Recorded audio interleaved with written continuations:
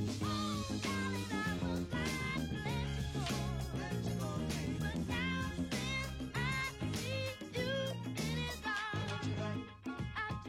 la fiction, il n'est pas rare que les arbres soient des personnages à part entière, à l'image de Groot, mascotte des Gardiens de la Galaxie et danseur invétéré au caractère bien trempé. Ces dernières décennies, avec la prise de conscience de l'impact humain sur l'environnement, les œuvres de fiction dépeignant la lutte du monde végétal pour sa survie se sont multipliées. À tel point qu'un terme a émergé, celui d'écofiction, pour désigner les œuvres qui parlent de nature et d'environnement et qui évoquent plus particulièrement un désastre écologique. Les arbres se sont quant à eux fait une place de choix dans la fiction, y compris dans la pop culture. Sages et érudits, capricieux ou bienveillants, voire parfois farceurs, voilà quelques exemples d'arbres célèbres du grand et du petit écran.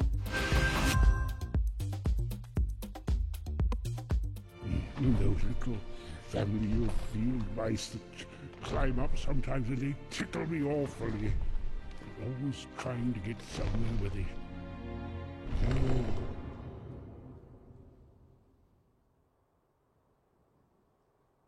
Sylvebarbe fait partie des Ents, créatures millénaires dont le rôle est de protéger les forêts de la Terre du Milieu contre les créatures destructrices. Il est d'ailleurs le personnage le plus âgé de la saga.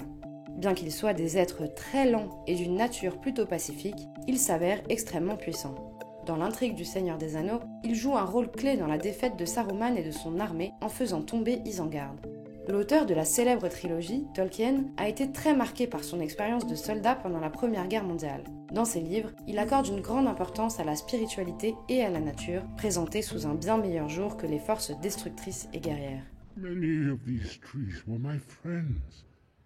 Creatures I had known from nut and acorn. I'm sorry, Treebeard. They had voices of their own.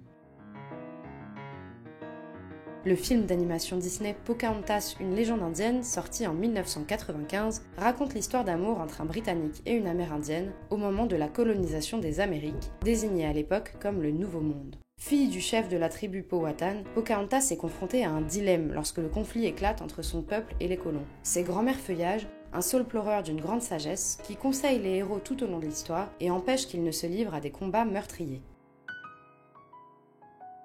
Le film Avatar de James Cameron est un bon exemple d'écofiction. Il raconte le conflit entre des humains venus extraire un minerai rare sur une planète inventée, Pandora, et les Na'vi, peuple autochtone vivant en parfaite symbiose avec son environnement. Si l'objectif des humains est de récupérer un matériau censé sauver la Terre du désastre écologique, ils mettent en péril l'existence des Na'vi et particulièrement la tribu Omaticaya qui habite dans un arbre maison. Les humains veulent abattre cet arbre parce qu'il est situé au-dessus du plus grand gisement du minerai qu'ils recherchent. Les rescapés se réfugient dans l'arbre des âmes, qui permet à la déesse Ewa d'interagir avec le monde. Ces racines peuvent aussi se connecter au système nerveux des Na'vi pour qu'ils ne fassent plus qu'un. Les arbres ont donc un rôle clé dans l'intrigue du film. Dans la saga Harry Potter, le saule-cogneur n'est pas un arbre très commode. Sans pitié, il abat ses lourdes branches sur les humains qui tentent de s'approcher trop près. Harry Potter a affaire à lui plusieurs fois. D'abord avec son ami Ron, dans le deuxième volet de la saga, lorsqu'il atterrit malencontreusement dans l'arbre en voiture volante, puis dans le troisième volet, lorsque les héros se rendent compte qu'ils doivent emprunter un passage secret dont l'entrée se trouve dans ses racines pour se rendre dans la cabane hurlante. Pour garder ce secret et protéger l'entrée, il n'hésite pas à déployer toute sa force contre les créatures envahissantes.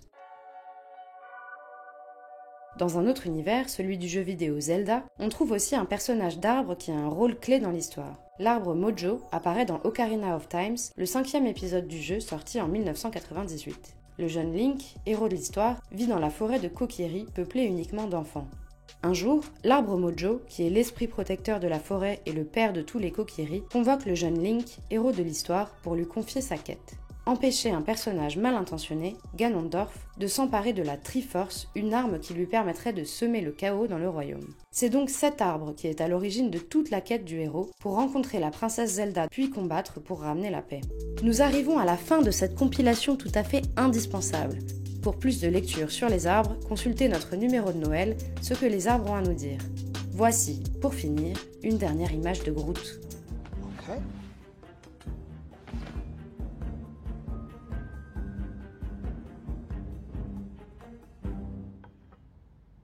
What? No! He thinks you want him to wear it as a hat. That's not what I said. I'm Groot.